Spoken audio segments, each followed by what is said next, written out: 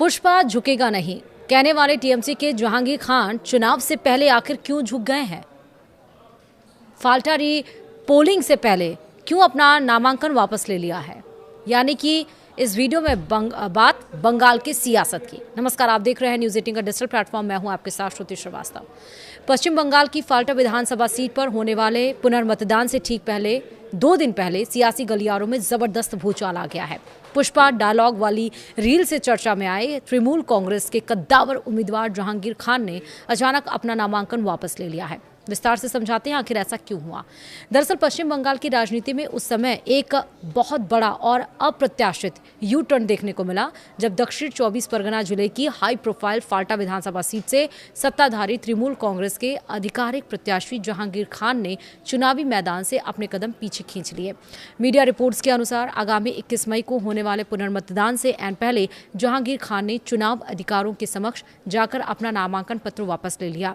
चुनाव आयोग की अभूतपूर्व मुस्तैदी और इलाके में भारी संख्या में केंद्रीय बलों की तैनाती के बीच सत्ताधारी दल के उम्मीदवार का इस तरह अचानक से चुनावी रण छोड़ देना पूरे राज्य में चर्चा का विषय बन गया है। इस फैसले ने न सिर्फ तृणमूल कांग्रेस के रणनीतिकारों को हतप्रभ कर दिया है, बल्कि फाल्टा सीट के पूरे चुनावी गणित को भी पूरी तरह से पलट कर रख दिया है।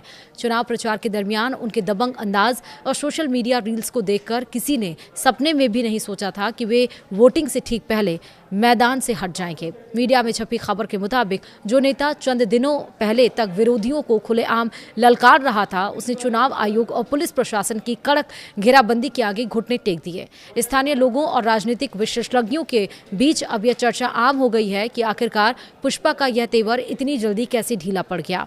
इस पूरे ड्रामे के पीछे की असल कहानी 29 अप्रैल को हुए पहले दौर के मतदान से जुड़ी हुई है। फाल्टा विधानसभा सीट के सभी 285 पोलिंग बूथों पर उस दिन वोट डाले गए थे, लेकिन मतदान के दरमियान बड़े पैमाने पर धांधली, ईवीएम मशीनों पर काली पट्टी यानी कि ब्लैक टेप चिपकाने और मतदाताओं को डराने धमकाने की गंभीर शिकायतें सामने आई थी। विपक्ष ने इसे लोकतंत्र की हत्या करार देते हुए सीधे दिल्ली तक गुहार लगाई थी और इसके बाद चुनाव आयोग ने सख्त रुख अपनाते हुए 29 अप्रैल को हुए पूरे चुनाव को ही पूरी तरह से रद्द कर दिया और आगामी 21 मई को पूरी सीट पर नए सिरे से फ्रेश पोल यानी कि पुनर्मतदान कराने का ऐतिहासिक फरमान जारी कर दिया। फाल्टा में दोबारा निष्पक्ष चुनाव कराने के लिए चुनाव आयोग ने एक बड़ा दांव खेला है। आयोग ने कानून व्यवस्था को चुस्त दुरुस्त करने के लिए उत्तर प्रदेश कैडर के 2011 बैच के 30 तर्रार और एनकाउंटर स्पेशलिस्ट आईपीएस अधिकारी डॉक्टर अजय पाल शर्मा को विशेष पुलिस ऑब्जर्वर बनाकर फल्ता भेजा है। अजय पाल शर्मा की छवि अपराधियों में खौफ और जनता में सिंघम वाली रही है। उनके फाल्टा में पैर रखते ही केंद्रीय सुरक्षा बलों यानी कि सीएपीएफ ने पूरे इलाके को छावनी में तब्दील कर दिया और सुरक्षा घेरा बेहद कड़ा कर दिया गया है। आईपीएस अजय पाल शर्मा की एंट्री के बाद फाल्टा का सियासी पारा उस वक्त 7वें आसमान पर पहुंच गया जब उनका एक वीडियो सोशल मीडिया पर वायरल हो गया।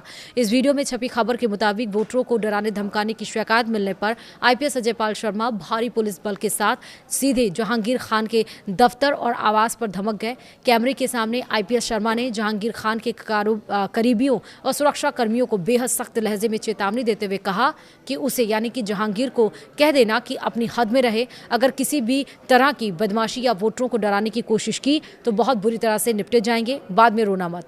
और इस कड़क चेतावनी के बाद टीएमसी और आईपीएस अजय पाल शर्मा के बीच सीधा टकराव शुरू हो गया। दरअसल टीएमसी नेतृत्व ने इसे असंवैधानिक बताते हुए आरोप लगाया है कि आईपीएस शर्मा बीजेपी के एजेंट के रूप में काम कर रहे हैं और टीएमसी उम्मीदवार के परिवार को प्रताड़ित कर रहे हैं। यहाँ तक कि एक स्थानीय महिला ने आईपीएस शर्मा और केंद्रीय बलों पर देर रात घर में घुसने और बदसलूकी करने का आरोप लगाते हुए फल्ता थाने में शिकायत भी दर्ज कराई थी। मीडिया में छपी खबर के मुताबिक सपा प्रमुख अखिलेश यादव और टीएमसी सांसद महुआ मोइत्रा ने भी इस कार्रवाई पर तीखी आपत्ति जताई है, जबकि बीजेपी ने सिंघम की इस सख्ती का खुलकर समर्थन किया था। इस भारी विवाद और प्रशासनिक शिकंजे के बीच जहांगीर खान कानूनी तौर पर भी घिर चुके थे। अपनी गिरफ्तारी की आशंका को देखते हुए उन्होंने कलकत्ता हाईकोर्ट की शरण ली थी। अदालत ने उन्हें 26 मई तक अंतरिम राहत देते हुए चुनाव खत्म होने तक गिरफ्तारी पर रोक तो लगा दी थी, लेकिन कोर्ट ने यह शर्त भी जोड़ दी थी कि वे जांच में पूरा सहयोग करेंगे और इलाके में कोई अशांति नहीं फैलाएंगे। लेकिन इसके साथ ही फाल्टा में अब ज़बरदस्त टक्कर होने वाला है। देखना होगा कि ये सीट किसके खाते में जाती है। फिलहाल इस वीडियो में इतना ही। नमस्कार।